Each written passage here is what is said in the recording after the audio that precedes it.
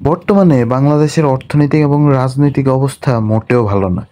তার মধ্যে এখন আবার দেখা দিয়েছে ভয়ঙ্কর বন্যা। বাংলাদেশের বিভিন্ন জায়গায় ভয়ঙ্কর রূপ ধারণ করেছে এই বন্যা। নোয়াখালী, ফেনীতে তো বন্যা পরিস্থিতি খুবই খারাপ। এছাড়া দেশের অন্যান্য অঞ্চলের পরিস্থিতিও ক্রমশ খারাপ হচ্ছে। এই বন্যার ফলে বাংলাদেশে যে আরেকটা সংকট দেখা দিতে যাচ্ছে তা আমরা বলতেই পারি।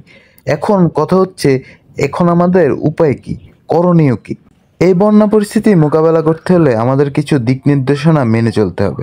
সেগুলো হচ্ছে, দ্রুত সময়ের মধ্যে নিরাপদ স্থানে সরে যেতে হবে, যথাসম্ভব উঁচু স্থানে অবস্থান করতে হবে, শুকনো খাবার, মুড়ি, চিড়া, গুড় এগুলার মজুদ বাড়াতে হবে, বিশুদ্ধ খাবার পানির ব্যবস্থা করতে হবে, চাল, ডাল, লবণ এই তিনটা জিনিস খুবই ভালোভাবে মজুত করতে হবে।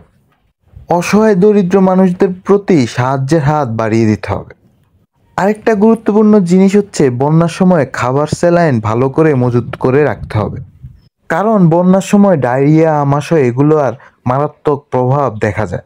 এছাড়া অন্যান্য সাধারণ বিষয়গুলো মেনে চলার মাধ্যমে এই বন্যা পরিস্থিতি মোকাবেলা করা সম্ভব হবে।